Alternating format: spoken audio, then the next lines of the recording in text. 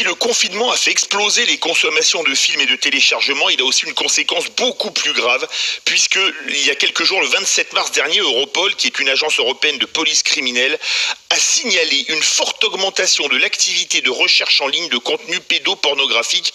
Nous sommes en compagnie de Steven Moore, fondateur de la Team Moore, qui traque les pédocriminels sur Internet. Steven Moore, bonjour. Oui, bonjour à vous. Bienvenue sur Sud Radio. Cette alerte d'Europol était-elle à prévoir avec le confinement ?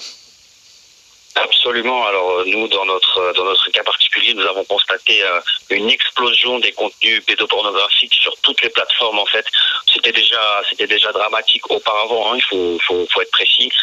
Les contenus étaient déjà très présents sur toutes les plateformes du net, que ce soit Facebook, TikTok, Instagram, Snapchat, etc. Mais on est obligé de constater une explosion du partage de ces contenus vidéo ou photos pédopornographiques.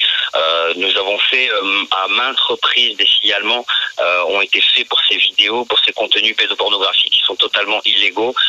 Facebook donne différentes réponses, à savoir où ils prétendent qu'ils sont débordés en raison du Covid-19 et certaines de leurs réponses automatiques précisent que ces contenus n'enfreignent pas les règles, les standards de leur communauté. Enfin, excusez-moi, quand vous voyez Facebook qui vous censure, si vous avez une photo d'une femme topless à la plage ou que vous mettez l'origine du monde de Gustave Courbet, on peut dire que Facebook ne manque pas d'air dans cette histoire.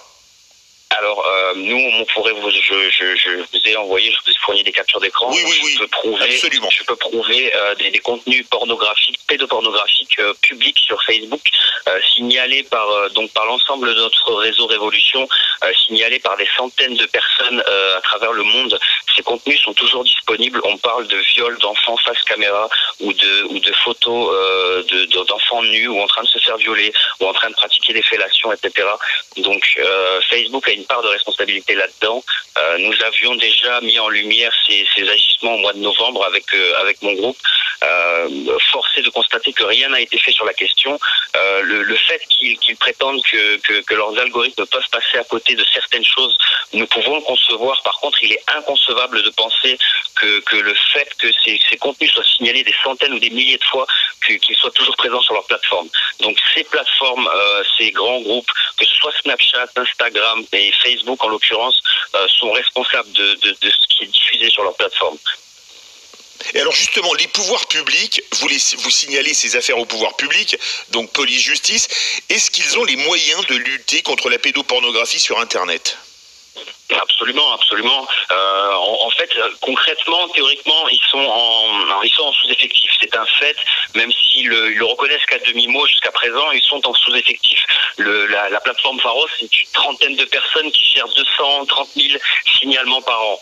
Donc, inutile de vous dire que les chiffres sont ridicules. Ce pays prétend ne pas avoir les moyens.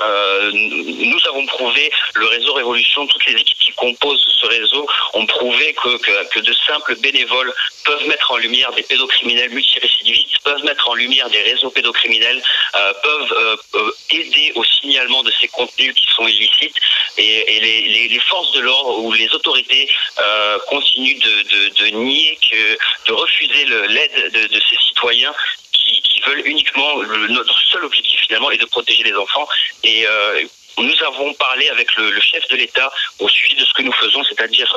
Justement, et qu'est-ce qui vous a répondu, le président de la République ? Alors, le président de la République, on y a parlé les yeux dans les yeux. Donc, le fait pour lui de dénoncer des pédocriminels, que le fait que des citoyens dénoncent des pédocriminels, pour lui a prétendu que c'était quelque chose dont il avait besoin, qu'il a prétendu avoir besoin des lanceurs d'alerte tels que nous. Mais il faut remettre les choses dans le contexte. Il faut savoir qu'il a menti les yeux dans les yeux avec nous en disant que les autorités n'avaient jamais dit que ça les inquiétait, ce qui est totalement faux, puisque dans tous les médias, il a été dit partout que nous inquiétons les autorités françaises et tout ce que nous faisons a été reconnu légal, je tiens à le préciser, ça a été reconnu légal par les plus hautes instances de police et de la gendarmerie de ce pays. Le fait de créer des faux profils, si nous respectons des règles simples comme le droit à l'image, etc., les règles de non-incitation, ne n'incitant pas ces personnes, ce sont eux qui viennent nous chercher, ce sont eux qui font des propositions sexuelles, etc. Nous pouvons remettre à la justice, au moment où je vous parle, plus d'une centaine de prédateurs, des dossiers qui sont judiciarisables, des dossiers qui pourraient permettre des arrestations, des procès. Tous ces gens-là risquent minimum 2 ans de prison. Le chef de l'État a dit qu'il nous proposerait un cadre légal. Donc, comprenez bien ce que je dis, c'est que j'accuse maintenant Facebook de complicité passive. J'accuse les autorités françaises. La responsabilité va incomber aux chefs de l'État, aux autorités françaises, si les gens que nous tentons de dénoncer passeront à l'acte, ils vont passer à l'acte, ils repasseront à l'acte, puisque la plupart sont des multirécidivistes. Donc les autorités françaises ont une énorme part de responsabilité là-dedans maintenant. On arrive au bout de l'interview. Merci beaucoup Steven Moore, et je rappelle, mais vous n'aurez pas le temps de répondre, que vous avez signalé des cas qui sont passés ou qui vont passer devant les tribunaux de prédateurs sexuels. C'est vraiment un très mauvais travers de l'espèce humaine que nous montre ce confinement avec cette explosion du trafic sur les sites pédopornographiques.